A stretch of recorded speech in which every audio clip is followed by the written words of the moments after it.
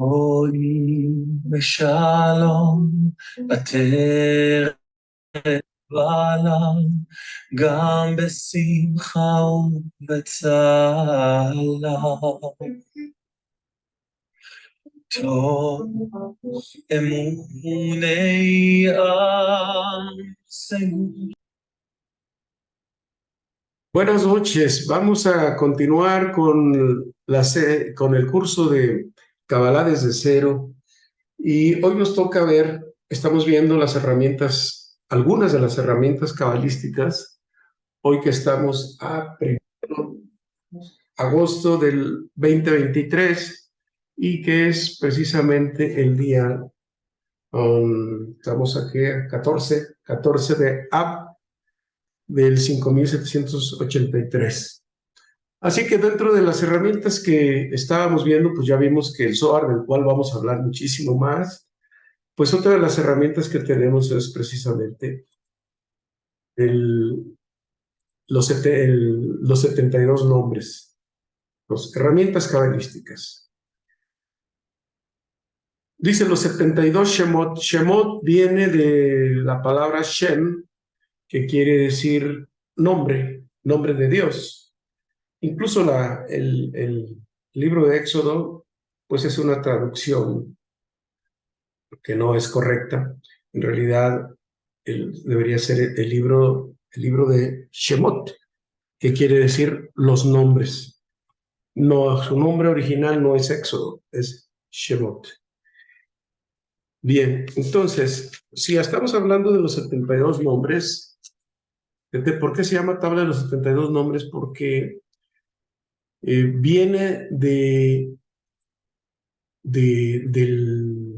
precisamente del libro de Shemot, el capítulo 14, del 19 al 21, habla de que Moshe viene perseguido por el ejército egipcio y va a cruzar el Mar Rojo y no hay manera de pasar porque si se avientan al Mar Rojo, se arrojan, pues entonces van a perecer ahogados.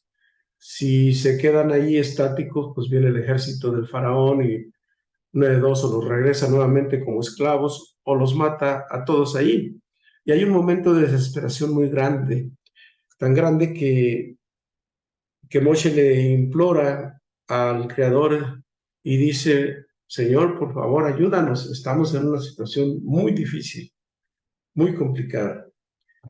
Así como nosotros a veces le decimos: Dios mío, ayúdame, porque estoy en una situación muy difícil y solamente tú eres el único que me puedes sacar de esto. Pero ¿cuál es la respuesta del Creador, del Santo Bendito sea el de él? Dice: bueno, ¿y a mí para qué me quieres? ¿A mí para qué me necesitas? Eso pudiera parecer una respuesta muy, muy fuerte, decir: ¿cómo que para qué me necesitas? Estoy implorando a ti, necesito que me ayudes. Dice: es que a mí no me necesitas. Tú ya sabes cómo. Es como si a un hijo tuyo o a alguien, un alumno tuyo, le enseñas cómo hacer un oficio y fuera y te dijera: oye, ¿cómo le hago? Pues entonces, ¿cómo le hago? No te enseñé ya, no aprendiste a hacerlo, pues utiliza los conocimientos que tienes. Entonces, en una situación de desesperación así, los 72 nombres de Dios son la herramienta para resolver problemas que nosotros tenemos en este mundo. ¿Sí? Y los 72 nombres de Dios están formados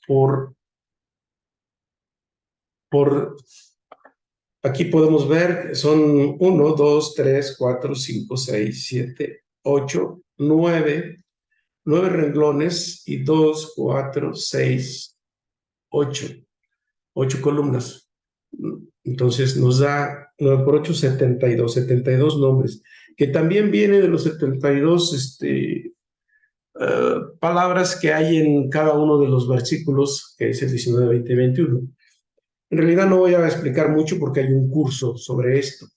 Lo que se quiere decir que está formado por 3 letras cada uno. Aquí son letras hebreas y que representan, este mundo está formado por tres columnas o por 3 fuerzas.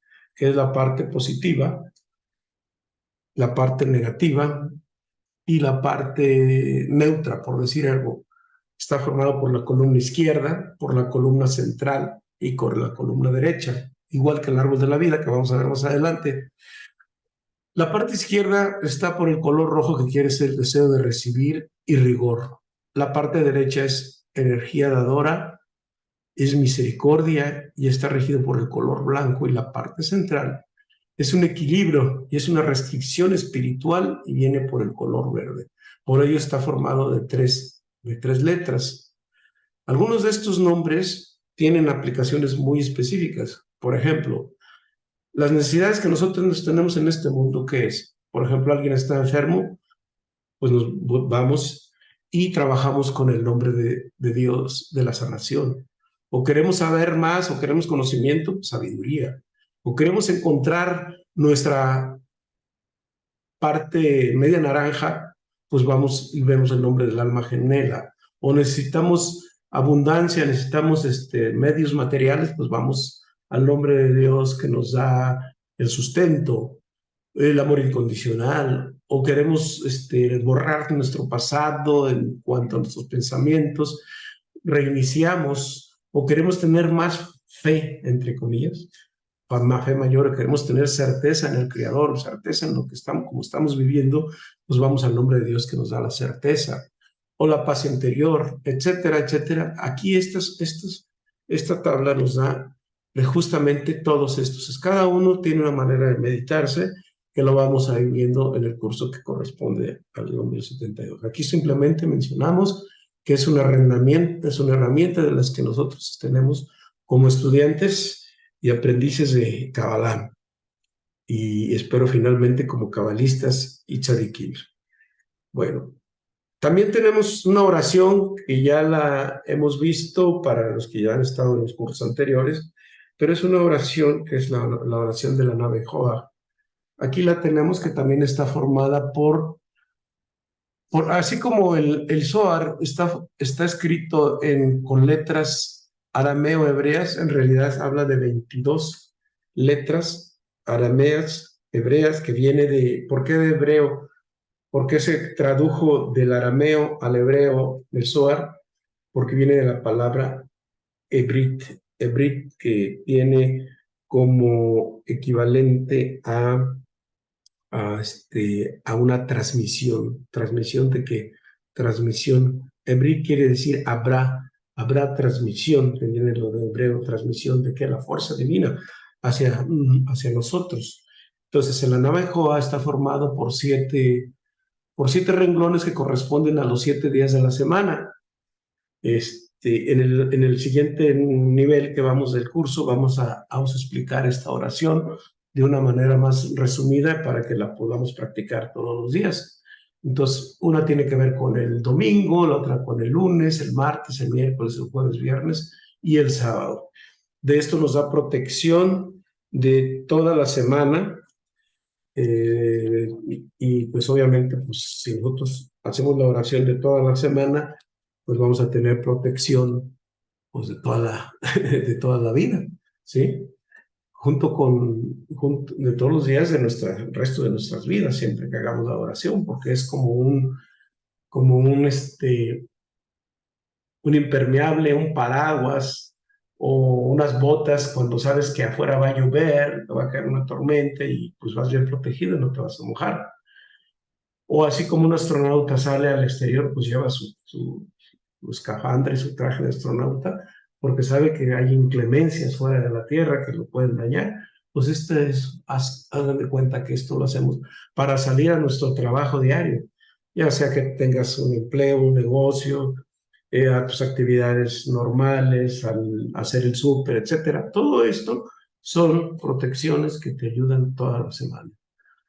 También nos ayuda a fortalecer el cuerpo y para proteger el alma, ¿sí? Por eso utilizamos como la segunda parte de la oración de la nave de Jehová, el Tikkun HaNefesh. El Tikkun HaNefesh, que también va a ser explicado en su momento, y aquí tenemos como también corresponde a todos los días de la semana, y cómo podemos sanar desde nuestra la coronilla de nuestro cuerpo hasta los pies. Y no solamente a nosotros, sino podemos transmitir una energía de curación hacia todos los demás, a seres queridos o a amigos, a familiares, etcétera, a gente que lo necesite, pues, ¿sí? Tenemos otra herramienta también que, bueno, hay quien le da mucha importancia, pero pues tiene lo suyo. El hilo rojo. El hilo rojo eh, ha llegado a tal punto que muchas, pues, personas o a grupos le han dado un valor comercial y un valor fetichista muy, muy grande. Pero explicando en sí lo que es la energía del hilo rojo, ¿qué es el hilo rojo que se pone en el brazo izquierdo? Este hilo rojo se lo pone por alguien que te quiera mucho, que te ame, y dice una oración, o sea, la oración se llama la oración del Ben Porat, que es la oración que le dio Joseph a sus hijos, y por eso se llama la oración de protección. Y este hilo rojo funciona de la siguiente manera. El rojo es un color que absorbe energía negativa. Esa energía negativa viene emitida ¿de quién? De otras personas que nos ven con envidia, que nos ven con recelo, que nos ven pues con mala, aquí decimos con mala leche, pero sino con mala vibra. Entonces, el rojo es el que recibe esa energía y este hilo se va apretando y desgastando gradualmente durante un tiempo. ¿Por qué? Porque nosotros en los ojos tenemos varios colores y uno de ellos es el rojo. ¿Sí? Ese rojo es por donde se emite esa energía negativa y lo que hace el hilo rojo es absorberla. En realidad, pues el hilo es blanco, pero dentro pero digamos que es un ojo de protección del mal de ojo, que así le llaman. Por eso hay quien dice que el 90% de muchos niños mueren a causa de esa energía negativa, ¿sí? Y no es de que ya le tocaba, sino que a veces es celos, odios, envidia, que vienen de la sensación de carencia que otro tiene y que dice ella sí tiene yo, o él sí tiene y por qué yo no. Y a veces esas energías de envidia lo que hacen es crear un hoyo negro y roba la energía de la persona que le está yendo bien y le empieza a ir mal. Entonces tenemos que protegernos por lo que otros te envíen y porque saben que tienes pareja o tienes tu negocio o tienes tus hijos muy bonitos, etcétera, etcétera. Entonces, esto es una cosa de protección. Este hilo es de lana, sí, de lana pura, especialmente de lana virgen. Yo sé que no es fácil encontrarlo, pero este hilo, para que tenga realmente su efectividad, se envuelve en la tumba de Rachel, allá en Israel. ¿Por qué? ¿Por qué Rachel? Porque Rachel es la madre de todos ustedes saben que es la madre de José y de Benjamín. Entonces, él protege a sus hijos vivos, es decir, a todos los seres que quieren tener la conciencia israelita, como ustedes, nosotros que estamos queriendo tener una conciencia superior. Y este hilo protege. Nomás tengan mucho cuidado porque comercialmente hay mucho que realmente no funciona. ¿Sí? Entonces, más adelante pues, podríamos nosotros ponerle a alguien ese hilo rojo. Tenemos afortunadamente hilo rojo. Y en una próxima visita que vamos a hacer, Dios mediante, a Israel, pues vamos a traernos más hilo rojo que vamos a poner cerca de la tumba de Rachel para compartirlo con todos ustedes. En algunos grupos, pues suelen venderlo y lo venden muy bien, muy caro, pero en fin. Bueno, esto yo simplemente lo menciono porque es parte de algunas pues herramientas y no hay que darle un labor fetichista. Realmente lo que más nos protege es como nosotros hablemos, seamos y actuemos, pensemos acerca de los demás. La mayor protección es conectarnos con la luz del Creador en nuestro trabajo espiritual. pero a veces no todo el tiempo lo estamos, por eso el hilo rojo a veces es necesario. Porque a lo mejor un día hice una rabieta, no lo cancelé, no puse Hasbe Shalom, por ejemplo, y o me conecté con cualquier cosa negativa, o ya me eché una bronca con mi pareja, con mis amigos, o con, vete a saber con quién, y entonces el hilo rojo te desconecta. Cada vez que tú haces un coraje, que haces una ira contra alguien o que haces juicio, inmediatamente te desconectas del mundo espiritual y de su protección. Por eso es importante mantener el equilibrio emocional. Entonces, cuando pierdes esa conexión, pues el hilo rojo te protege. Pero lo importante es, si ya caíste, Hasbe Shalom y regresa a la ruta espiritual. Si te caes N veces más uno, todavía hay que seguirse levantando. Entonces, por eso las herramientas de la Kabbalah son para protegernos y para lograr un levantamiento, una elevación en la conciencia, ¿sí? Entonces hay que cuidar todos esos detalles. También nosotros hay algo muy importante que algunos grupos no lo siguen, pero nosotros sí, que es la meditación cabalista. La meditación cabalística consiste en una técnica que ya ustedes lo conocen, para quien no lo conoce, es una técnica que vamos a explicar ya a partir del primer nivel y que vamos a empezar a trabajar esas meditaciones para que nuestro cuerpo sane además y para que la conciencia de los nombres de Dios entren dentro de nuestro ser, se conecten con nuestra alma y empiezan a ser un halo de protección increíblemente hermoso y que nos conecta precisamente con la conciencia divina. Entonces, estos son algunos de las herramientas en las cuales, pues, vamos a estar trabajando más adelante. Hay más, pero bueno, es por mencionar algunas, ¿no? Bien, ahora vamos en razón del tiempo, vamos a cubrir otra parte y esta otra parte vamos a cambiar de tema dentro de este mismo curso y lo que vamos a ver a continuación es el siguiente tema. Vamos a ver un poco de historia. A lo mejor dicen, bueno, ¿y la Kabbalah desde dónde viene? Aunque ya lo expliqué un poquito en la charla introductoria, pero vamos a referirnos a puntos más específicos históricamente hablando.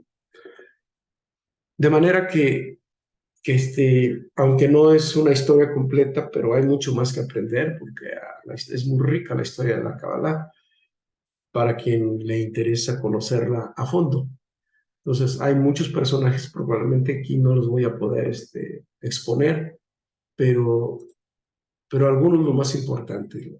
Entonces, los primeros indicios que hay de la Kabbalah desde el punto de vista histórico, ya sabemos que la Kabbalah viene antes incluso de la creación.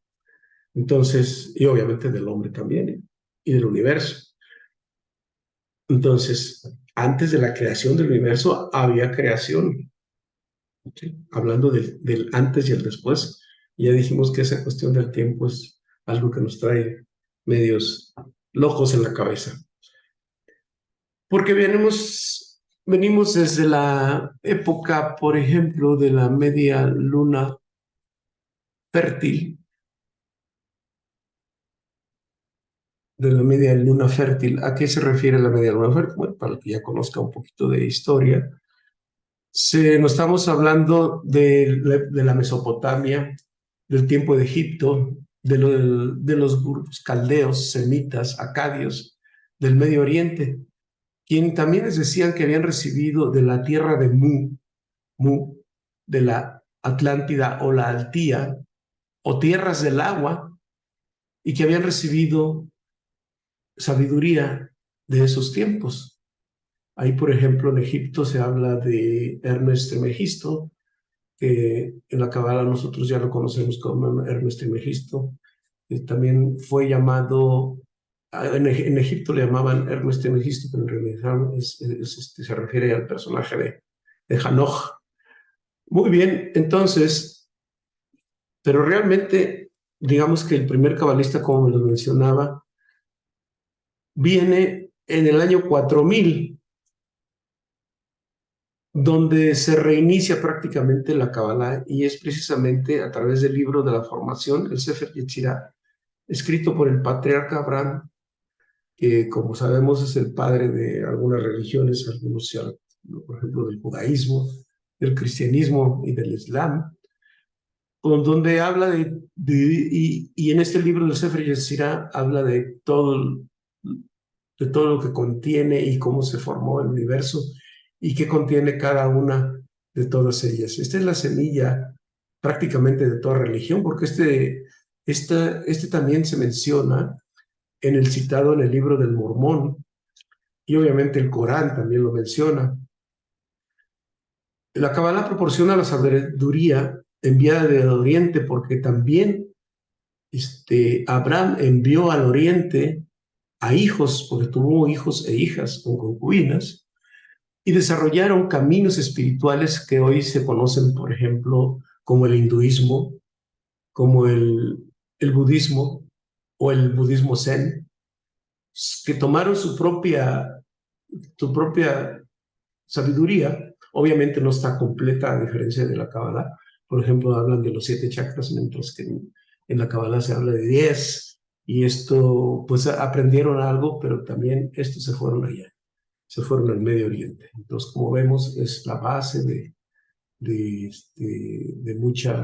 la semilla de muchas religiones y creencias actuales. ¿Qué más seguimos de ahí? Moshe, 1446, antes de la era común. Pues, ¿qué recibe Moshe? Pues ya todos sabemos, ¿no? Recibe del Sinai los 10 que llaman mandamientos, que en realidad pues no son mandamientos, son 10 preceptos, pero que en realidad no son 10 preceptos. Son los 10 sefirot, pero son una clave que nada tiene que ver con la expresión literal de los 10 mandamientos. Hay un malentendido en este concepto. Dios no manda, no ordena, no castiga, no recompensa, más bien, ¿cómo interactuamos con la luz o con la fuerza de la luz? Lo que determina es si hay dolor o placer en nuestras vidas. Entonces, los 10 mandamientos tienen que ver con las 10 sefirot del árbol de la vida. La realidad del 99%, que en la que nosotros sí podemos interactuar, donde el ego no participa, o actuamos con el ego o actuamos con la luz. De aquí se desprende la obra maestra de Moisés, el Pentateuco, donde está lo que nosotros ya conocemos como los 5 libros de Moshe. Sin embargo, los verdaderos secretos estaban escondidos y solo eran revelados verbalmente a descendientes dignos de cada generación. Por eso existe hay la Torah escrita y la Torah oral, pero los conocimientos cabalísticos fueron recibidos por los Mekubalim, o sea, los sabios de la Torah, y la Kabbalah la trajeron de generación en generación. Pero bueno, desafortunadamente hay un problema donde donde Moshe, a través de su hermano, reciben un problema bastante grave, que es la multitud mixta que trajeron de Egipto. Y entonces los israelitas no estaban preparados para sacrificar sus egos. Por eso se les rebelaron. Hicieron el becerro de oro, que es el código del mundo material, del faraón, que representa el ego. Por eso el becerro de oro, o sea, que quiere decir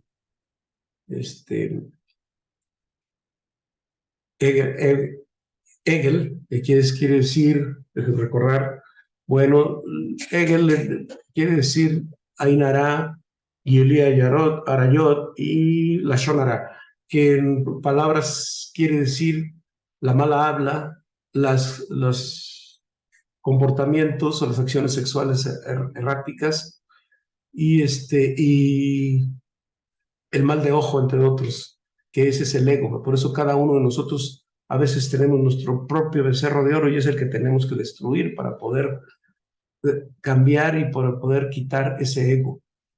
Ya hablaremos mucho más en el Zohar acerca del significado del faraón y todo ello. Entonces esa multitud mixta vino y dividió al pueblo y surgen ahí obviamente anticabalistas que crean ese ser que obviamente se movía, se desconectó de la luz y la sabiduría, o sea, la Kabbalah que se nos iba a entregar en el arca, en el Sinai, fue destruido. ¿Por qué? Porque las letras emitieron.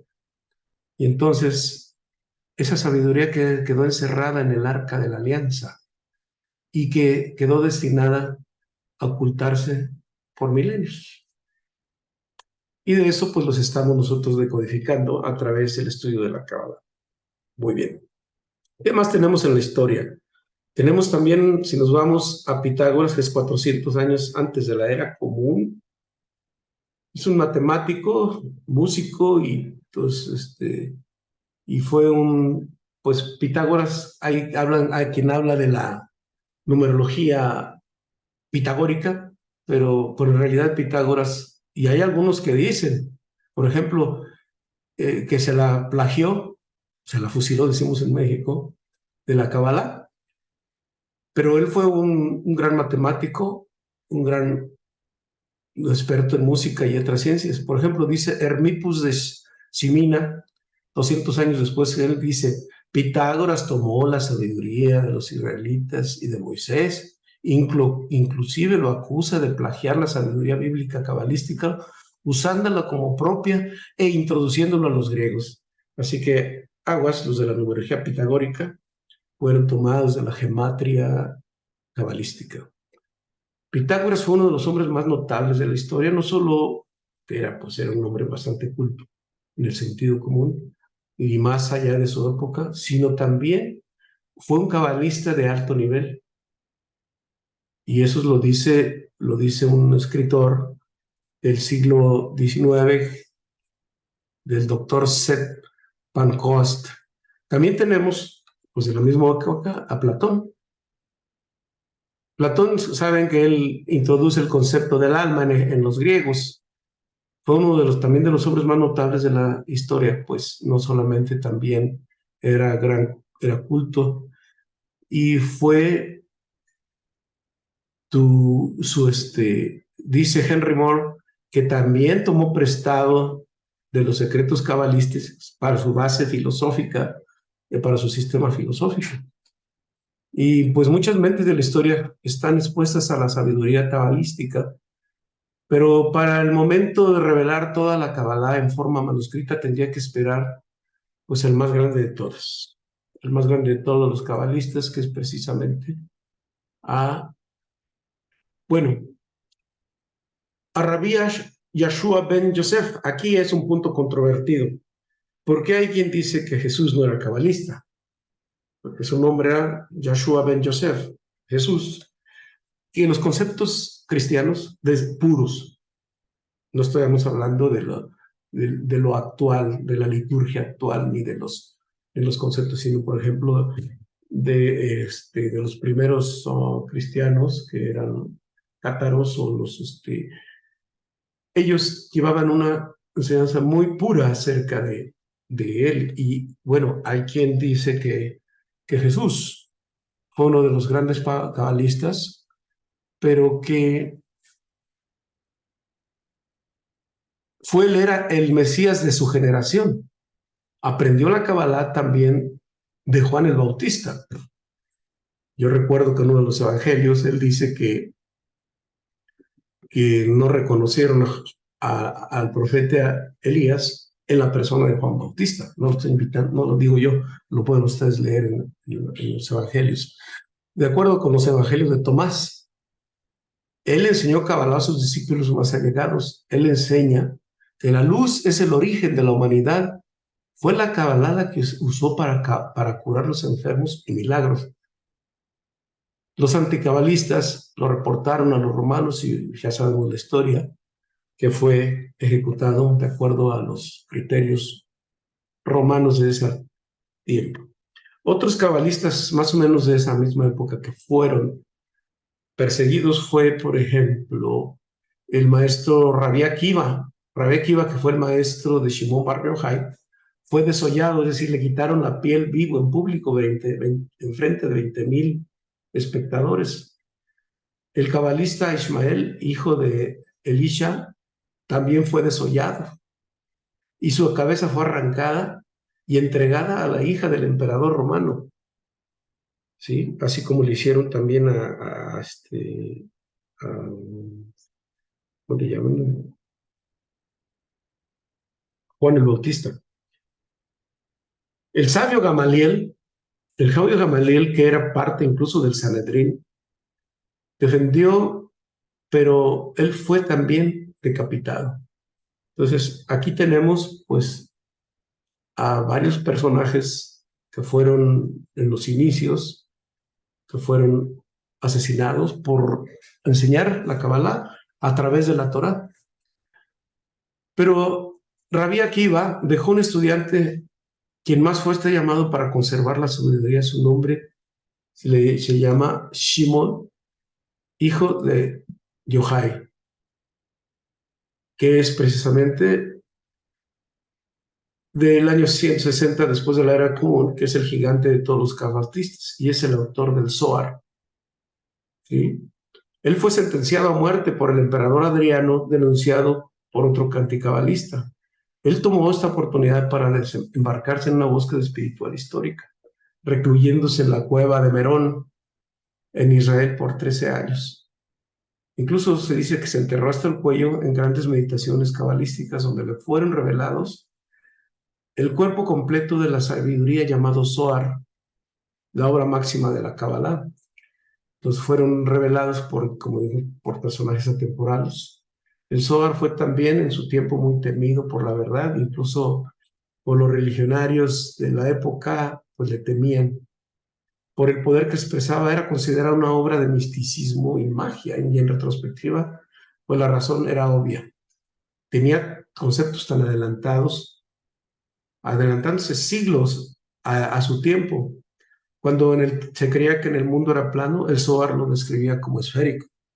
Describe el origen del universo como una explosión tipo Big Bang.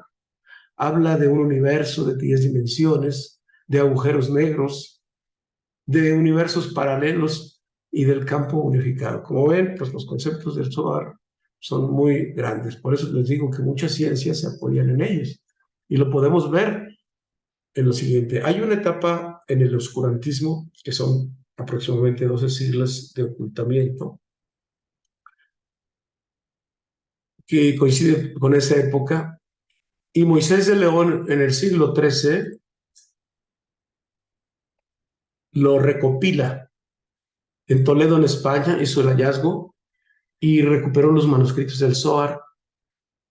Y pues, quien dicen los expertos que este acontecimiento palidece ante los actuales manuscritos del más muerto. Tanto el Zohar como el libro de Daniel afirman que su ocultamiento duraría 1200 años, 100 años por cada una de las tribus de Israel. Si lo vamos viendo así, pues el año 100, 200, 300, etcétera, hasta el año 1200, y en el siglo III, obviamente, iniciándose desde la destrucción de los templos por los romanos en el año 70 después de la era cristiana. Aquí dice 160, pero es 60, una corrección, por favor. También nos habla que otro personaje como Roger Bacon Roger Bacon estudió el Zohar, hizo varias predicciones adelantadas como la acerca de los submarinos, así como Julio Verne, máquinas voladoras, etcétera, y fue encarcelado por hereje. También Nicolás Oresh, filósofo matemático, enseñó los movimientos de la Tierra 200 años antes que Copérnico, imagínense. Escribió acerca de la naturaleza de la luz, la reflexión de la luz, la velocidad de la luz, todos obtenidos del Zohar. Y bueno, si seguimos adelante, en el siglo XV, en el siglo XVI, perdón, el Isaac Luria, que se conoce como el Ari, Develó muchas capas de complejidad del Zohar, transformando una escuela definitiva de pensamiento cabalista. Estudiosos cristianos pronto le tradujeron al latín, permeando a grandes personajes del Renacimiento. Así que permeó en esa época, Isaac Luria de hay muchos escritos hermosos, incluso él habla mucho, tiene tratados acerca de la reencarnación. Y también hay otros personajes notables, por ejemplo, Leibniz es el autor del cálculo diferencial integral, que también fue estudioso del Zohar. Y si fuera poco, Isaac Newton estudia la Kabbalah al grado de aprender hebreo. Richard Dawkins dice que Newton veía a la Torá como un criptograma que ocultaba los verdaderos secretos del universo. El doctor Pancoas escribió: Newton fue llevado al descubrimiento de esas fuerzas de atracción y repulsión. Por eso ahí saca las leyes de la gravedad y las leyes de Newton, de ahí se vienen, del Zohar, de atracción y repulsión, por sus estudios en la Kabbalah. Entonces, incluso cuando él falleció, había un libro del Zohar en su buró. Y luego pues, nos vamos al siglo XX, estamos haciendo un resumen muy general. El rabino Yehuda Ashlag, que viene desde el siglo XVIII y ya finalmente en el año de 1922, es quien traduce el Zohar del arameo al hebreo y funda el centro cabalista en Jerusalén, en Israel, ¿sí? Él descifró las escrituras de la I, los escritos del Zohar, y estuvo más accesible. Sin necesitar la inteligencia de Newton, traduce el Zohar del arameo al hebreo, como les dije. También fue asesinado por anticabalistas, dejándolo un charco de sangre en los escalones de su escuela, en su yeshiva, centro de aprendizaje. Entonces, algunos conceptos develados por él fueron la relatividad, los viajes espaciales, la curación, universos paralelos, los orígenes de las enfermedades cardíacas, etc., y muchos adelantos de la ciencia. De ahí nos vamos a mediados del siglo XX. A mediados del siglo XX, un discípulo de Rav Ashlag, especialmente Yehuda Ravlin, que junto con él lo fundaron, y él completó y publicó todos los monumentales de su maestro. Un alma gentil y amable, querido especialmente por los no, incluso digo por los no religiosos, deja una obra y fallece en el año de 1969. Y bueno, le deja la antorcha a distintos cabalistas, distintos alumnos aquí en América. Uno de sus alumnos, que ya también falleció hace poco, no hace como unos 8 años, por así, o 10 años, es el Rav Berg y su esposa Karen, y que pues rompen con 2000 años de tradición y dogma religioso, lo puso al alcance de todos en América y llega precisamente a Nueva York, y ahora existe un centro de Kabbalah en Los Ángeles, como lo hay en otras partes del mundo y en el mismo Israel, donde todavía, me parece que todavía el centro de Kabbalah sigue funcionando. Entonces, pues como ven, este es un bosquejo muy rápido acerca de la historia de la Kabbalah. Pues, ¿qué les puedo decir? Ven que personajes importantes, incluso recién en siglos anteriores, también en Ucrania tenemos a un gran cabalista que es el Rabbi Nachman de Breslev. Y pues, híjole, me quedo corto y disculpo por grandes sabios que hay a lo largo de la historia. Entonces, en las Irulot, que son las fechas de fallecimiento de grandes sabios de la Kabbalah, ahí están, que pues en el transcurso de nuestro estudio, por ahí los vamos a ir mencionando uno a uno y vamos a saber qué hicieron y cómo conectarnos con ellos el día de su Ilulá. Y pues tenemos que ver la época actual, hacia dónde vamos, cómo andamos de tiempo. Creo que Ya me extendí bastante, ¿verdad? Pues yo creo que este tema lo vamos a abordar la próxima semana y para concluir ya el curso y sacar conclusiones más, más claras y saber hacia dónde nos dirigimos. Y pues va a ser también una ronda de preguntas y de respuestas que seguramente después de lo que hemos visto y lo que vamos a ver van a surgir muchísimas y espero que sean numerosas. Estaremos atentos para tratar de responderlas. Así que por el momento, si hay alguna pregunta, con todo gusto aquí estoy para tratar de responder.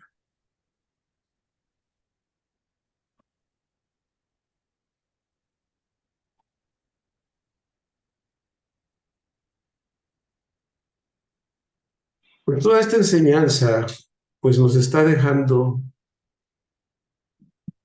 la oportunidad de entender por qué existimos, cómo llegamos aquí, cómo podemos eliminar el dolor y sufrimiento, el miedo y el caos en nuestras vidas y en las vidas de los demás.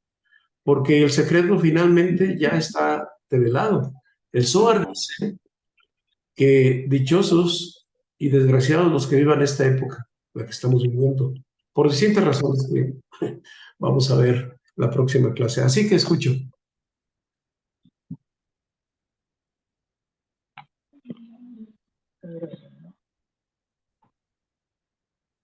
Bueno, si no hay preguntas, las vamos a dejar para la siguiente clase y pues nos estamos viendo el próximo martes. Aquí paramos la grabación y continuamos.